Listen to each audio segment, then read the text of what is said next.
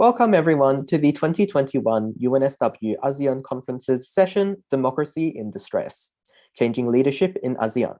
Before we begin, I would first like to pay my respects to the indigenous custodians of the land in which this conference takes place. From my location in Gadigal land in the Eora Nation to wherever our Australian audiences may be, we recognize that this always was and always will be Aboriginal land and that sovereignty has never been ceded. It is an honor in my position today as session moderator to be representing an audience that is both interested and invested in the contemporary challenges of Southeast Asia, alongside our distinguished panel today. Dr. Tun Aung Shwe, the official representative of the National Unity Government of Myanmar, Ms. Manny Wong, a Myanmar researcher at Human Rights Watch, and Dr. Morden Peterson, Senior Lecturer in Politics and International Relations at the Australian Defence Force Academy, UNSW Canberra.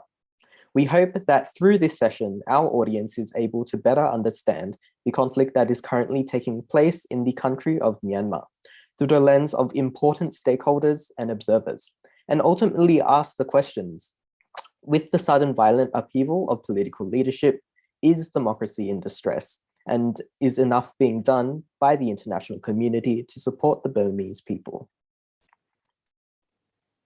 Okay, so as we know, with the decrease in protests in recent months, the mainstream media has moved on from the situation in Myanmar. But that in no way means that the struggle is over. Just so our audiences are updated on the situation, the first question I would like to pose today is, what does the landscape of post-coup Myanmar look like? I'll first direct this question to Dr. Tun.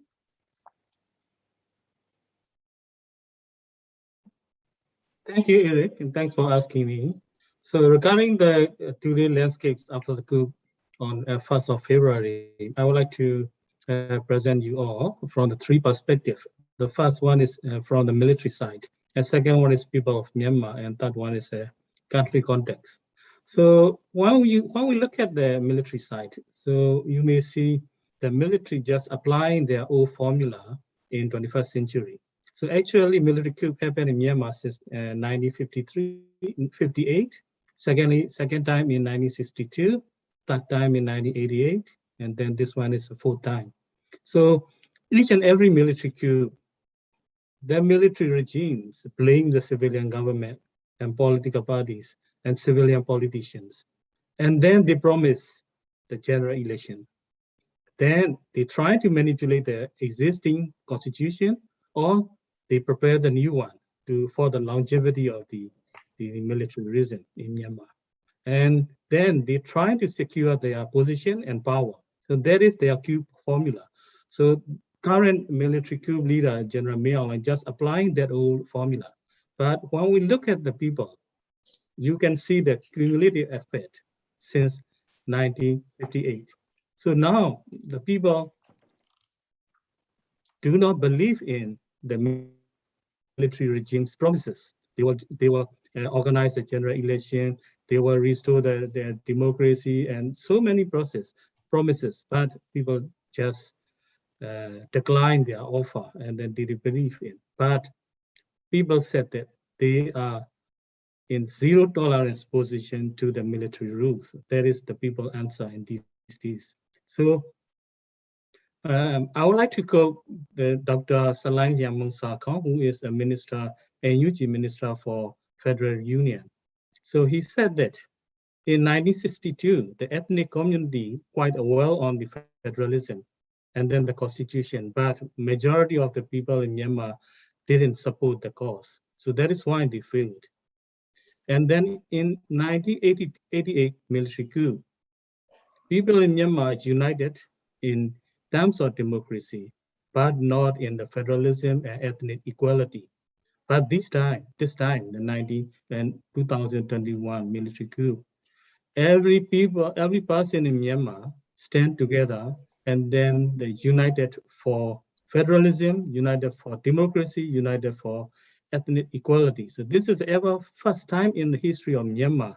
People in Myanmar united together, and then also they are very dedicated to end the military regime in Myanmar. So this is the the current landscape, looking the military side and then looking at the people side.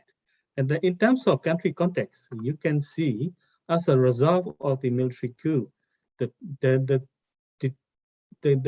country situation is very much deteriorating. And I would like to say it is approaching to the failed states. So you can see collapse of this, so many systems: banking, health, education, social welfare, economy, and also including the exchange rate. Inflation rates rocketed now. So many people didn't notice that the Myanmar was doing so well in 2020 in terms of projected GDP, even after affected by COVID in Myanmar. It was, according to the IMF, is 3.2%, according to ADB, 3.3%. So that situation, only 27 countries on the world can maintain the positive growth of the GDP, only 27 countries. But now, after the coup in 2021, most of the countries on the world recover well from decline of the GDP, but only 14 countries were left with the negative GDP growth. Myanmar is one of them. Very sadly, Myanmar is a 191 position out of 194 countries on the world. So you can see how much the military could affect on people in Myanmar, life of the people in Myanmar. So I would like to mention one point. That is, each and every military coup, after the military coup, the armed struggle and the armed conflict was increased. So in 1958, caretaker government led by General Ne Win, Kachin, Karenni, and Mon ethnic community, they started their armed struggle. Three major ethnic groups. After 1962 military coup, Palau, Shan, and Rakhine ethnic community, their armed struggle started. After 1988, Burma Communist Party split into three groups: WAD, MNDAA, and NDA, and plus three new civil war. There is a Chin community, and then the Obama Student Union and the Aung ethnic community. They started their armed struggle. Now, and 2010, when the military regime proposed border guard force plan, there are some arms group converted to BGF, but Arakan Army and then the new Korean ethnic arms groups appeared. But now in 2021, you can see each and every corner of the country, people taking arms against the military. The widespread unrest and then the widespread civil war in Myanmar. So really, really sad. But on the other hand, there are some positive things. So each and every disaster brings development opportunity. That's I like to quote. So in terms of social landscape, I would like to say the social cohesion is more positive, from distrust to trust, reduce stereotype, show their understanding on each other, and then the young generation, they do apologize other ethnic community because they do not understand very well on how the ethnic communities suffer under the military regimes in the past. And then there is a new political roadmap that NUG government is working together with the ethnic organization. That space is called National Unity Consultative Council. So according to the information from the Federal Affairs Ministry, the NUCC formation is almost finished, and then that NUCC going to make a press release in very soon, and then announce their progress. That include political roadmap of Myanmar, restoration of democracy, formation of the Federal Democratic Union. So they will announce a roadmap. So these are the positive things happening in the really bad situation. So please let me stop here for regarding the what's happening in Myanmar. Thank you. Thank you so much, Dr. Tun, for sharing that silver lining. It's amazing to see such unity in the face of adversity. Yeah, I would like to move on to, or I would like, yeah, Manny to share your opinions in regards to the human rights aspect of what's going on in the situation in Myanmar. Sure. I know that Dr. Tun spoke about a silver lining, but just to give you a bit of the practical overview of what people are actually facing, Human Rights Watch has determined that crimes against humanity are occurring and have been committed by the Myanmar junta's security forces. These acts include murder, torture, severe deprivation of liberty, enforced disappearances, rape and sexual abuse, and inhumane treatment resulting in great suffering. Journalists, lawyers, anti-military protesters, women, and many other marginalized groups, including ethnic minority groups, continue to be at very high risk from the military. We use the Rome Statute to make this determination, and the fact that people still continue to live in fear under this current junta is part of our reasoning for the determination. There's also been increased conflict between the Tamil and the other ethnic groups, particularly in the border areas around Chin State and also in the middle. In just the last month, the UN has estimated that there have been another 230,000 internally displaced peoples from these ethnic areas due to the increasing conflict between the Myanmar Tamil, the Myanmar military, and the anti-junta forces. And the Assistance Association for Political Prisoners also estimates that yet another 100 civilians were killed just last month by the junta, bringing it over 1,100 people killed by the junta in total.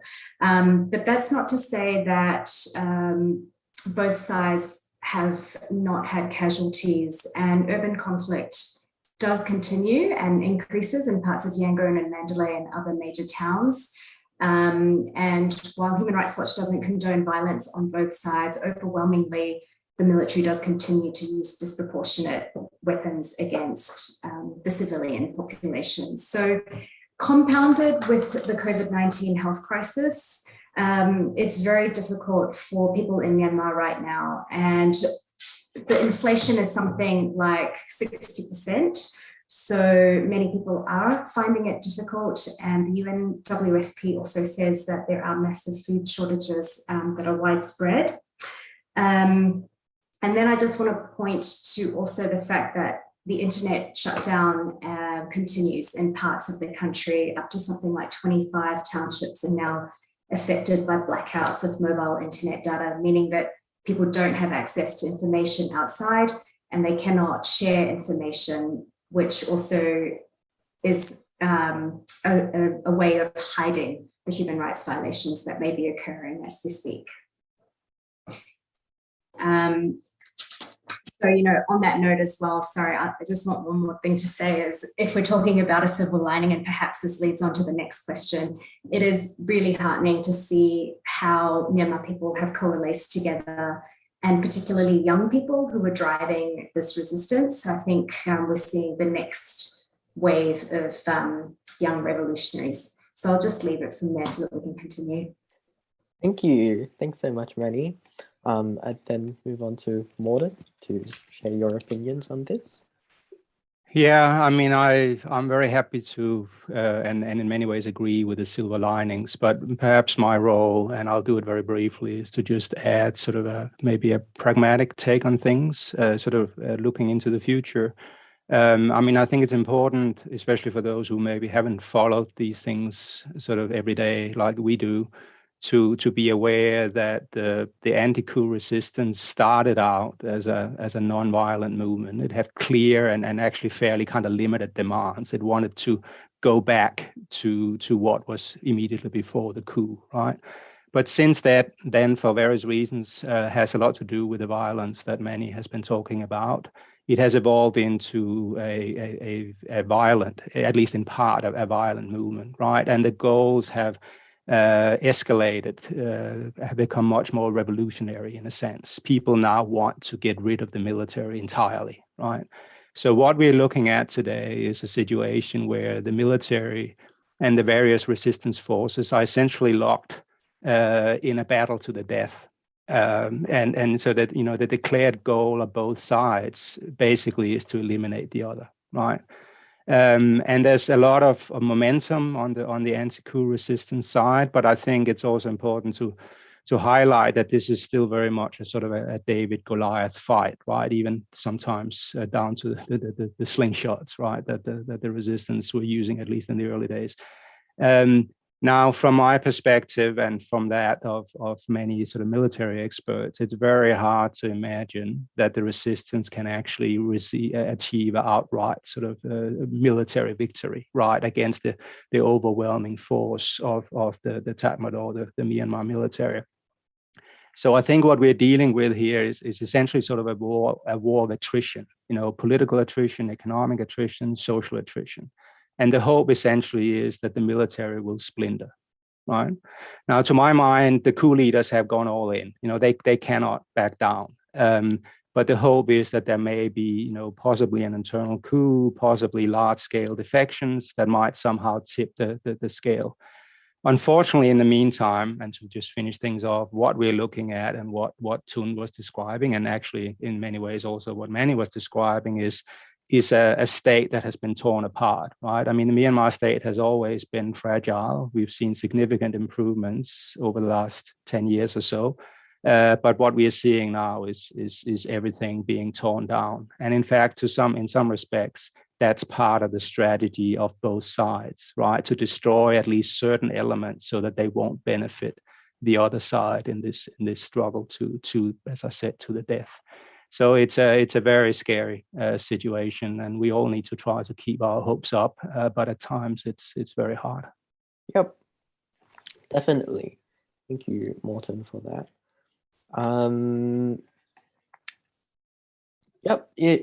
Okay, so before we move on to our next section of our panel, the audience should be receiving in a couple of minutes a poll that will pop up for you.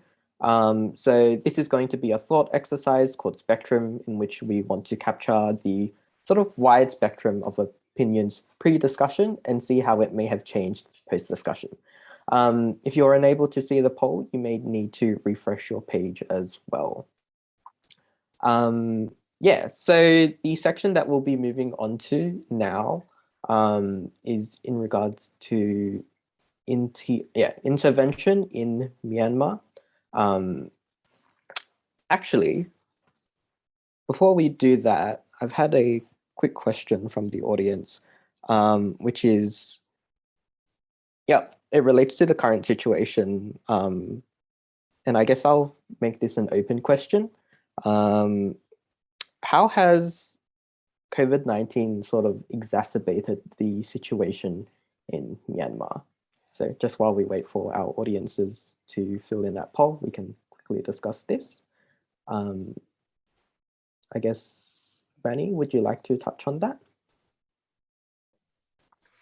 Sure. So that's a very good question. And I've spoken to a lot of doctors recently who have been dealing with the outbreak and trying to provide treatment to victim patients. It's very difficult because when we're talking about a state failure, we're also talking about the health systems that have failed, and hospitals are no longer really functioning as they should, particularly the public hospitals. But also the junta has expressly gone and targeted doctors. Doctors were pretty much the instigators of this civil disobedience movement against the military coup. And so the junta has seen them as a constant threat, and they've targeted doctors, nurses, medical students, even universities, and continue to do so even 9 months on, I'm speaking to doctors who are trying to continue to give assistance and just provide general health care as well as COVID treatment. And they talk about how they are harassed, intimidated, arrested. We recently had last week an incident of a doctor and a nurse who were killed in an extrajudicial manner. Publicly, it was caught on camera. So it's pretty horrific. And this is obviously also scaring medical professionals from being able to come out and work openly as well. So if you're looking at strategies in which to contain COVID and treat COVID, nothing seems to be working. And while the third wave hit Yangon pretty hard, it seems that it's spreading out into the rest of the country. But we don't have very accurate figures on how many people are positive, have died from it. What we're seeing instead is reports of how many bodies there are. And again, nothing that is cohesive or centralized in terms of counting. But what Human Rights Watch would be interested in is the concern about access to healthcare. That's a fundamental right. And if doctors are being prevented from being able to deliver treatment, then that means that civilians are being prevented from being able to receive treatment. So under this auspice, I mean, it's clear that the Myanmar military has failed to provide services to the civilians. And if anything, all the doctors that I've spoken to say that it's much worse now in the third wave than it was in the first and second wave, when they had functioning health systems and a reliable centralized system which they could trust. Yep. Thank you for providing that insight. Okay. So now that the results are in from our poll, let me see if I can take a look at this quite quickly. It seems, okay, I'm on. Okay, so I guess we'll move on to our section on intervention. And the first question that we have is, what is a question open to the whole panel. So what is intervention and how is it being used in the context of Myanmar? Again, I guess we'd start with Dr. Tun, if you can provide some insight into that. Thank you, Eric. So regarding intervention, I wanted to mention the military junta's intervention on the anti-coup movement. So in Myanmar military history, there is a very notorious counter-insurgency strategy that military use that strategy since 1960s. So under this strategy, the military categorized the area into three zones: the white zone, gray zone, and black zone. White zone means government control area, and the black zone means the rebels control area. The gray zone means the both arms organization off and on. So black zone means the free fire zone for the soldiers. So in the gray area, the Myanmar military applied the full cut strategy. So first strategy is cutting recruits. So to prevent the recruitment of the rebels, so what they did is banning the villages, banning homes, killing the people who are supposed to be pro-insurgents, and also provide a lot of repression and brutality in that kind of area.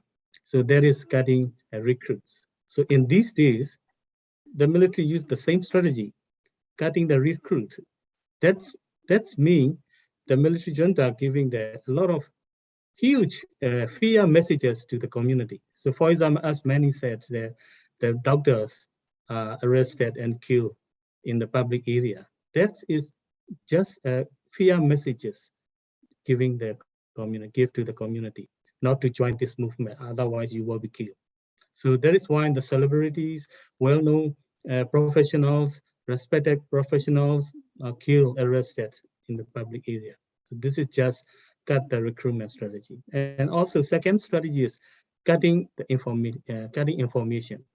So that is to prevent the information flow to the rebels. In these days, in the counter anti-coup movement, the military just applying the same strategies. So cutting internet, cutting mobile telephone lines. So for the moment, in Zakai, Makwe, and the Mandalay regions, the government, the military cut out the telephone lines. We don't know what's happening exactly on ground in that area. So now that are the black zones. That is why in the government, that the military junta armed forces killing a lot of people. There's no discrimination. Pregnant women, children, the many describe a lot of things about what is happening. So that is under the cutting informant, cutting recruitment, and also cutting fund flow to the rebels. So the same strategy the military junta is applying in these days. So, you know, the military junta restricted the banking services, bank services, and also monitor and control the money transfer, including the wave money and other money transfer applications. So this is just cutting the fund flow. And also, so these are the things that military applying the same counter-insurgency strategy in this counter anti-coup movement. So that is why we see brutality, atrocity, and then a lot of massacre in Myanmar. Okay. Thank you. Thank you. Yep. So in our poll, one of the questions that our audiences had was so how they felt in response to the statement that the United Nations is doing enough to support the people of Myanmar during the current political crisis. Our respondents have said that 56% of our respondents disagree with this statement. Morten Petersen, could you shed some light on how the UN has responded to the Myanmar situation and how this may or may not be effective? Well, I mean, I think the first thing you need to highlight, right, is that the UN, for these particular purposes, is essentially their member states, right? I mean, to the extent that we are looking for the UN to intervene in more forceful means, that is only possible for the UN to do if the member states are backing it, right? And ultimately, of course, if we're talking about anything, military intervention, universal sanctions, anything like that, it has to be sanctioned, mandated by the UN Security Council, which means that the US, China, and Russia, to begin with, have to agree. And I think, as most people probably understand, that the Russia and China is blocking anything like that, right? So it's hard. I mean, to my mind, it's hard to sort of blame the UN as a generic sense for not having done some of these more forceful things, right? Because that ultimately falls back on the member states. What the UN has done, I guess, is two things. They've continued working sort of a mediation track, if you can call it that. We have a UN special envoy, who is, by the way, being changed over the next few months. But the outgoing UN Special Envoy have continued to engage with the two sides and try to sort of work out a way to establish negotiation, hopefully reaching compromises. But hasn't gotten anywhere for the obvious reason, I think, that at this point, neither side are willing to be mediated or to compromise, right? Beyond that, I don't know a lot about the details. The UN agencies have been active on the ground trying to deliver what is now essentially humanitarian aid, right? I mean, a lot of the sort of governance and more development type aid has been suspended, and the focus is on saving lives, including working on COVID-19 and other things, right? And to my knowledge, without, as I said, knowing all the details, the UN agencies have been very active in that space. But the reality, of course, is that the Myanmar people feel abandoned. They had higher expectations to the UN and to the international community.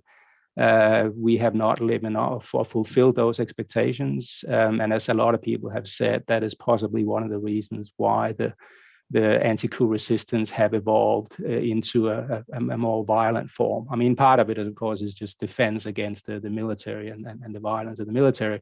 But many have pointed out that, you know, we can't wait any longer. If you can't help us, you being the international community, if you can't protect us, then we will have to protect ourselves. So that's something, of course, that we as an international community will always have to sort of keep in mind.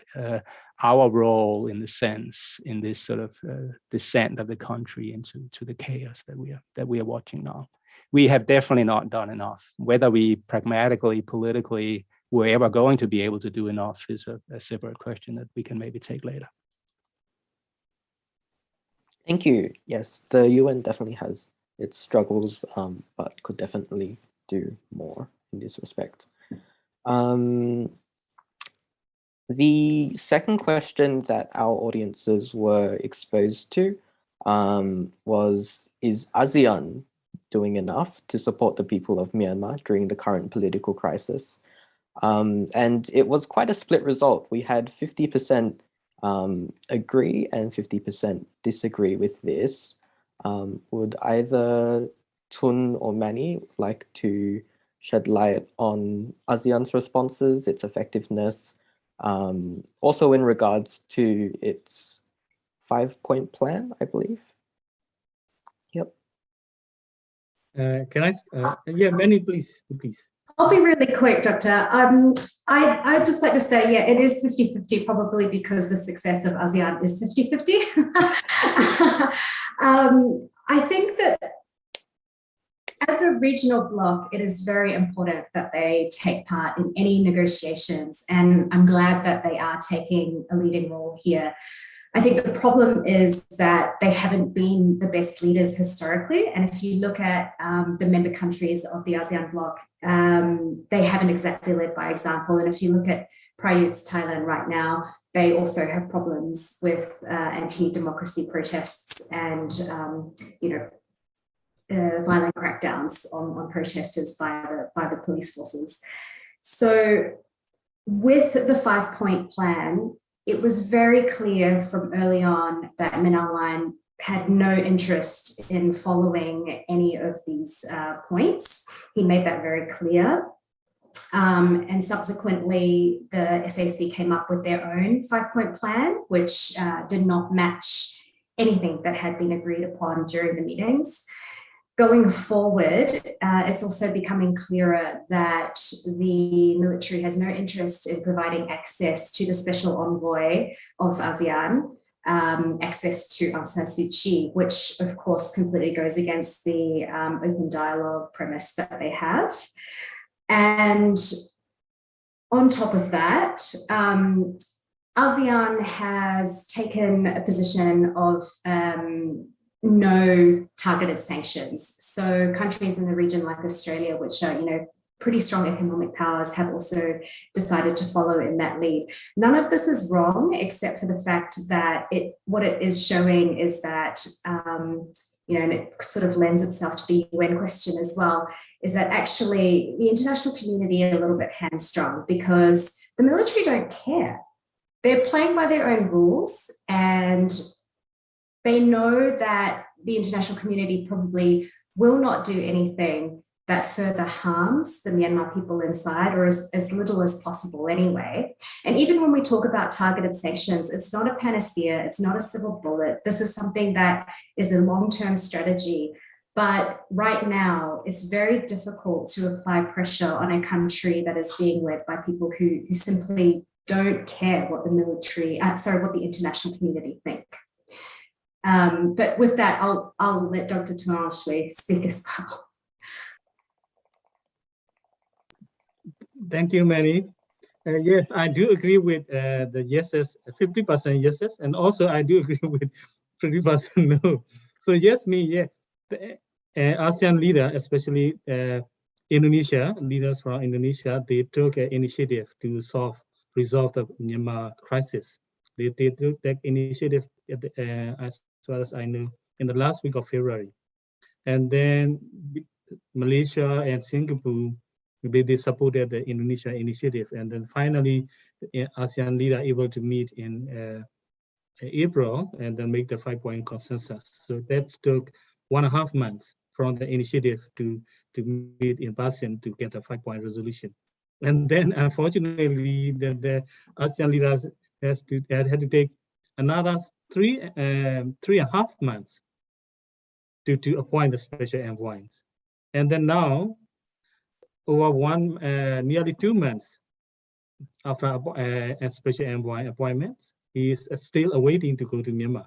So that is why there are a lot of critics and questions on the efficiency and effectiveness of the ASEAN interventions. So actually, I would like to highlight the ASEAN is under a lot of pressure because of, the geostrategic environment is shifting a lot. So you might see the Quad 4 countries political and security alliance now moving: India, Australia, US, and Japan, and also the AUKUS, the Australia, UK, and US. They just formed another security and political alliance these are part of the US Indo-Pacific strategy, and also the China is trying to influence on this situation. So there are a lot of actors, superpowers, trying to influence the ASEAN nation. And when we look at the ASEAN architecture, it's not a solid one. So that democratic, autocratic regime, monarchs are in this ASEAN architecture. But ASEAN has several successful moments in its history, especially the Cambodia rebuilding, and then the transforming the conflict in Cambodia, and also the Cyclone Nagit in Myanmar as well. But when you look at this scenario, the successful scenario, that's ASEAN not alone. So other actors and the involvements are very significant. For example, for the restoration of peace in Cambodia, the United Nations peacekeeping force are played a very critical role. So these are the things now why the ASEAN started and why ASEAN not able to accomplish its agenda. So that is my comment. Thank you so much. Thank you, Dr. Tun. In relation to the ASEAN architecture that you mentioned, or that Dr. Tun mentioned, Morten, would you be able to shed light on how sovereignty and non-intervention, or the policy of non-intervention, plays a role in their sort of, yeah. Okay, if you don't mind, if I can just add a couple of reflections on what was said earlier. Yeah, starting actually with myself, because I did maybe leave out one very important part of the UN's work, and that is the human rights arm of the UN, right? The UN, through the Human Rights Council, through the High Commission of Human Rights, but especially through the UN Independent Fact-Finding Mission, has actually been playing, I would say, the role of the sort of the dominant moral voice of the international community in this case. And this goes back actually to the mass atrocities against the Rohingya back in 2016-17, and they have continued to play that role into the current crisis. So I shouldn't have left that out. Another thing I just wanted to comment on ASEAN is that one of the things that's interesting is that while there's a lot of criticism out there of ASEAN, especially in the sort of the political commentary, it seems that one of the few things that most countries can agree on is to sort of push ASEAN to take the lead, right? Everyone from the US to China and the UN, by the way, have very much been encouraging ASEAN to take the lead. Now, I think, unfortunately, that might be less an expression of confidence in ASEAN than it is kind of an abdication of responsibility, a cop-out, if you will. It's always useful to sort of put the responsibility on somebody else. And by the way, my expectation is that once we have a new UN special envoy, some of the pressure probably will go off ASEAN, and people instead will be expecting this new envoy to solve everything. On the issue of non-interference, I mean, of course, the classic answer is that because ASEAN has these formal commitment to non-interference, consensus decision-making, these types of things, they are simply not dressed to do anything that requires certainly sort of more leverage, right? Never mind sanctions and things like that. I would just point out that I think we shouldn't take that argument too far. I think if we look at it historically, ASEAN has proven from time to time that they are able to move beyond at least the more extreme sort of version of that principle. It seems to me that ultimately it comes down to politics more than principles. I mean, the principles are there, they're part of the picture, but it comes down to the politics. And the politics right now is that ASEAN is split down the middle, right? And then half of them really would like to take a much more forward-leaning approach on Myanmar, and the other half is resisting that. And in that case, then the commitment to consensus decision-making comes in, right? Because if we can't agree, then we won't do anything. I personally don't believe ASEAN will ever play a very significant role in the mediation space. And the main reason I say that is it's almost impossible for a mediator to be effective when he or she has 10 masters who can't agree on what the purpose of the mediation is. And that's what we're looking at with ASEAN, right? My hope to ASEAN is that ASEAN can play a key role as a facilitator of humanitarian aid. Because the one good thing about ASEAN in this context is that the military is less distrustful of them. They're less fearful that they will use access to the country to support the anti-coup resistance. And because of that, they provide a potential useful vehicle for humanitarian aid, and one that hopefully other countries can then support through money and other means. I'll stop there. Yep. Okay. So now that we've, through our panel, established what is currently being put into place to try and respond to the situation, we'd like to look at a question now that asks, so what are some of the alternative avenues of intervention that are being, you mentioned ASEAN putting into place something that the African Union had, if I could jog your memory. Thank you, Eric. So please let me start with the plan A that's ASEAN considered. So in their 5-point proposal, the 3 point is just outcomes, and then the 2 point is to support that outcome. So 2 point is appointing a special envoy, and then the visiting Myanmar. These are the key steps to initiate the 3 other outcomes. So 3 outcomes are cessation of the violence, and then initiate the political and constructive dialogues, and then the third one is sorry, my memory is back to third point is delivering the humanitarian aid. So 3 outcomes and the 2 important steps to deliver the outcomes. So in the original plan, I do think that the special envoy going to lead the ASEAN mission with support of the technical support of the ASEAN AHA Center. The ASEAN will deliver the humanitarian aid.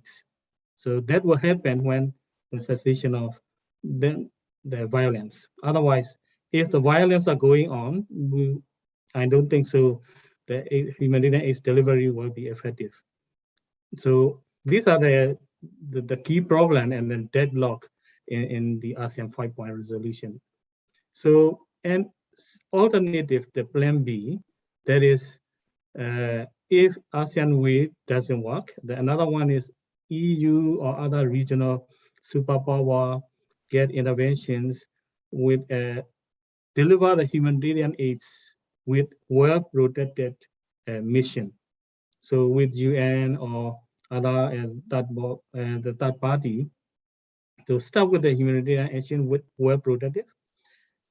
So then try to discuss initiate the dialogue with inclusive approach. So in that sense, the most important thing is to solve the bargaining problem. So bargaining problems mean the military junta just focusing on to win the anti-coup movement. So that is why he just running its focus strategy.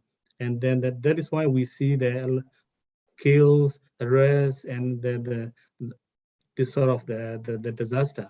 So if international community want to intervene, the international community need to convince military junta that they will not win with this approach. They do need to come to the table. Otherwise, the country will go to a failed state situation. Everybody, they will end with a zero-sum game. And also, on the other hand, the national unity government, that government suffering a lot of pressure from its own people. The people that saying that no dialogue, no discussion with military, just eliminate them. So that is a people message. So the international community need to care about this situation, and then the two sides, and then think of the other powerful third party. Start with the humanitarian delivery mechanism with well protections. That is, I think, the alternative one. Thank you. Manny, in regards to the same question, so on alternative avenues of intervention that are being proposed and considered, would you like Okay. Well, just mindful of time, but I'd like to maybe contextualize this a little bit. The situation in Myanmar for a lot of people is that they're living in a state of fear. This can be anything from being pulled out of their home in a night raid, being targeted because they think, or the junta thinks that they are anti-military factions, or if they're supporting the People's Defence Force in any way.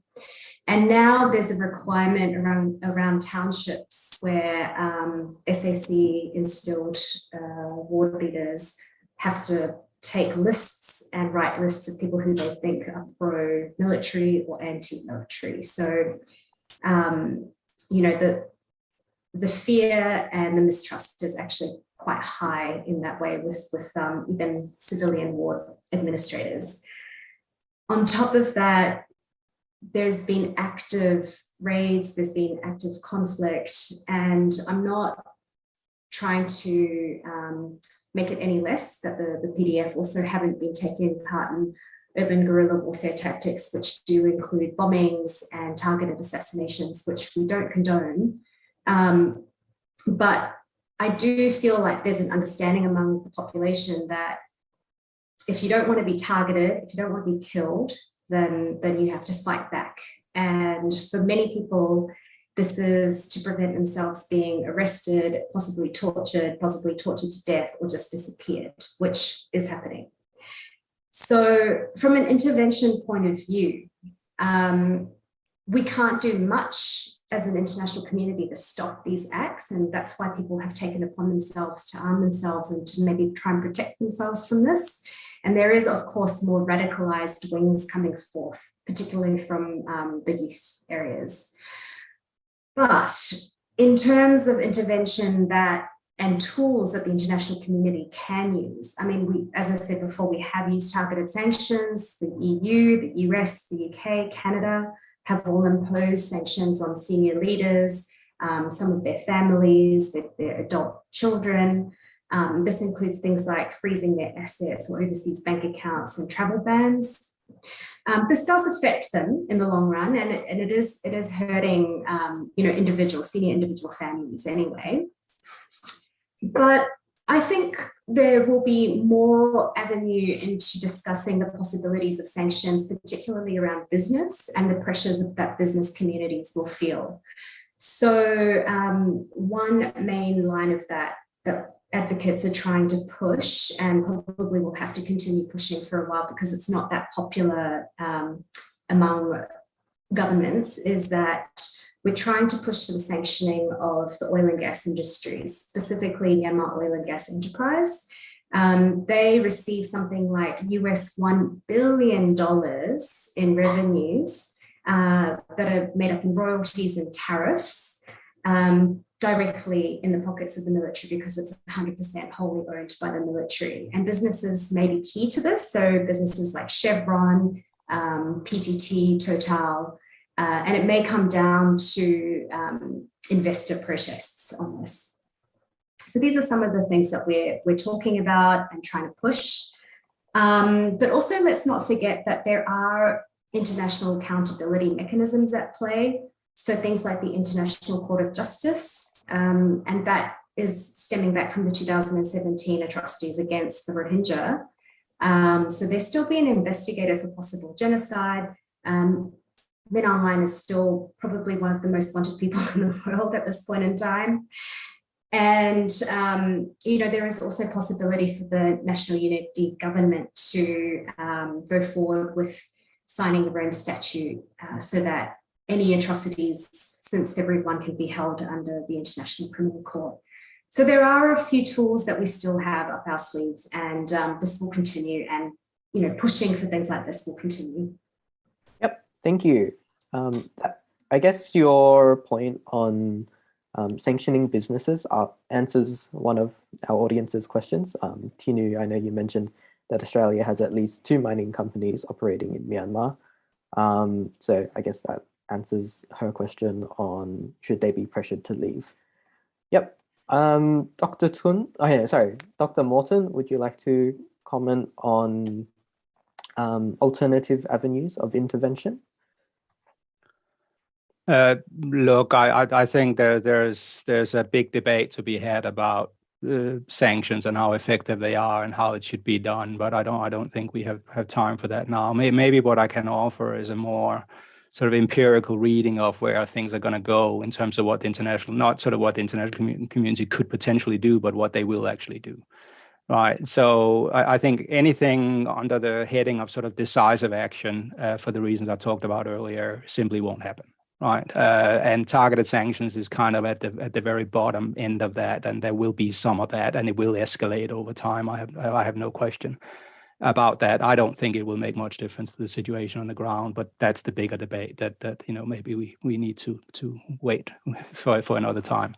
Now, the international community is very interested in mediation, right? They know they can't do anything decisive, so there's a strong interest. There's a lot of support for various sort of mediation type activities. But of course, the reality is that you can't mediate parties that don't want to be mediated.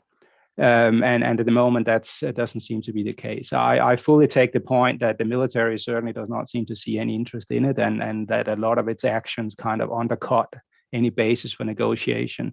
So maybe the only thing I could just add here is that, to my mind, so actually does the strategy of the National Unity Government or the broader anti-coup resistance, in the sense that they have put forward some very understandable but very strong demands, basically saying we want the military to go away. If that is your starting point, then there will never be space for negotiation, right? Because even more moderate voices, if there are such a thing within the military, will not accept that as a starting point for negotiations, right? So I think it will require some give and take on both sides in order for that to become possible, and that may happen down the road, but not now. In the meantime, I think, unfortunately, what we're looking at, that the default position is that the international community sort of comes together around questions of humanitarian aid, right? And we've seen similar things happen in many places around the world in recent years. We have high principles, but at the end of the day, the politics don't allow us to do very much. So we end up, our default response to crises like Myanmar, although it's a deeply political crisis, is humanitarian aid. And I think we will be sort of, and I certainly support humanitarian aid. I'm just saying that's not a solution to the political crisis, right? It's an attempt to minimize the damage in the meantime. And frankly, I'm not very hopeful that the international community will end up delivering much more than that. Great, thank you for that. We've reached 4:10 at the moment, so we'll open our panel to questions from the wider audience. At the same time, could our moderator A send out the poll to our audiences so that they can again answer the same questions that they had before and see if their perspectives have changed somewhat. Okay, so one of our questions from the audiences is, hello panelists. Theoretically speaking, would putting mechanisms in place to terminate Myanmar's membership in ASEAN work to end the military takeover? Or will it just worsen it? Would any of our panelists like to answer that question? Yep, Morten? Look, I mean, to me, the short answer is that Myanmar is going to leave ASEAN before they get forced out. No, I mean, obviously this would be a fairly significant threat, but in the current situation, I don't see them changing their behavior as a result of it. I think they will leave in protest. But also to add to that, it's on agreement, so all the ASEAN countries have to agree to it, which I don't see that happening either. It's on consensus. Great.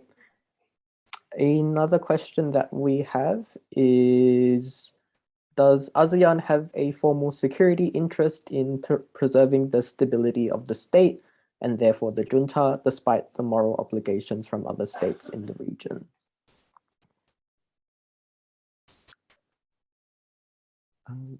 Annie, would you like to comment on that? Sorry.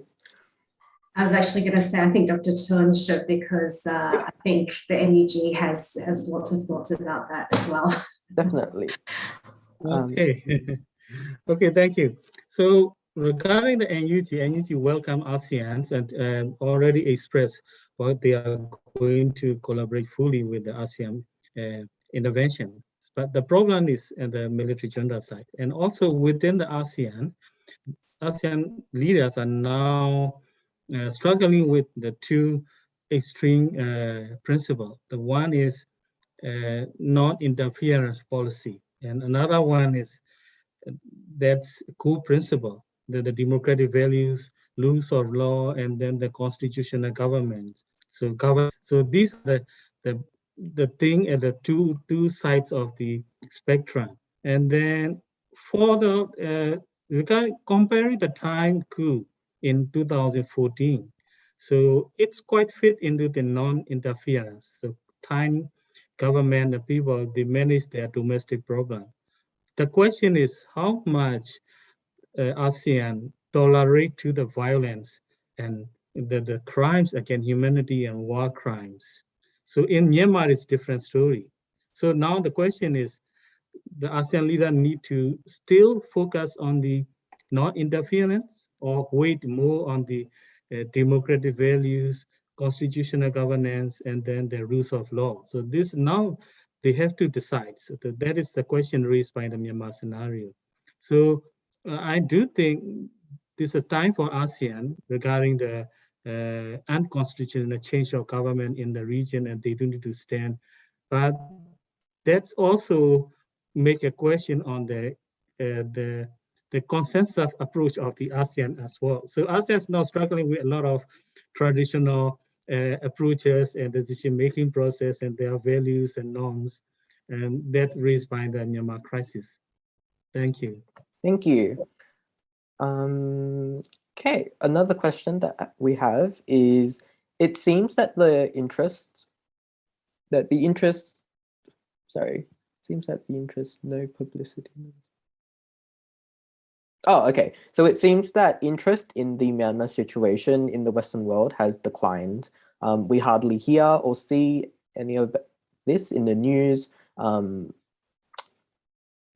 of us know through our contacts in Myanmar and Myanmar overseas that they've tried their best to support the suffering of the Myanmar people. But can civil society groups have a louder voice? Can political groups also be mobilized for speedy action?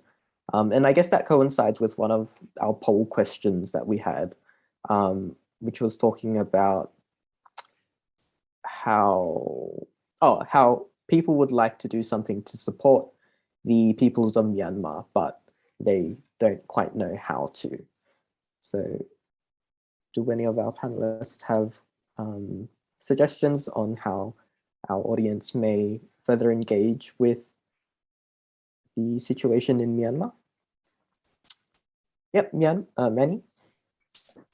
Yeah, so actually I've also noticed a marked decrease in media coverage on Myanmar, particularly from the Australian context. And I think this is partly to do with the protracted situation and partly to do with regional interests, which of course include Afghanistan as well, which has taken a lot of bandwidth under international coverage. I still think that there is interest. I think it's just that, again, when we're talking about Australian foreign policy, because it hasn't been a priority for the Australian government to really elevate this, maybe because Sean Turnell is still in detention, it doesn't really reflect much in the media again. I find that once the Australian government makes a certain decision, then that gets elevated. And more recently, actually, in the last week or so, Sean Turnell did have his trial. It was a closed door session, and the Australian consulate services were not invited.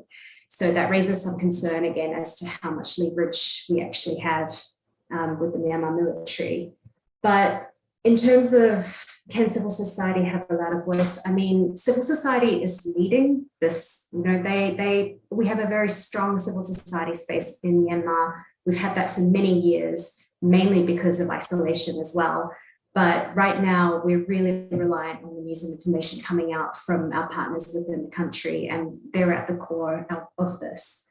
In terms of trying to support people, I think these are the people who we should support, the people who are trying to operate in hiding, trying not to get arrested, the journalists who are trying to get information out but then are being incarcerated for it and persecuted for it.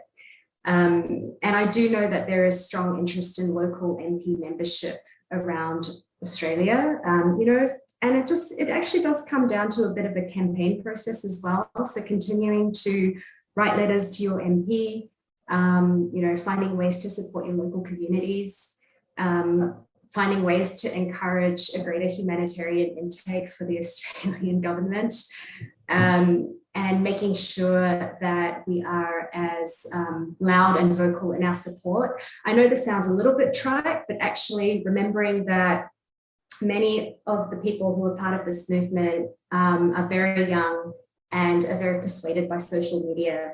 And I don't think that it's to be underestimated about showing that support and continuing to advocate online and, you know, for vocalizing that support, because it means a lot to people inside when they don't have much information coming in. Great. It's amazing to end our session on that note. So I know that our audience had so much more questions for our panelists. However, we have unfortunately reached the end of our session today. I hope that this session has inspired much of our audience to further research this topic and stay up to date with events in Myanmar through the multitude of resources available online, in continued support of the Burmese people. Thank you all for attending this session today, and special thanks to our amazing speakers who have shared their wealth of knowledge and experiences with us. Yes. Thank you. Thank you. Thank you, Eric. Thank you, Mordan and Manny. Thanks, Mordan. Thank you, Dr. Tinshay.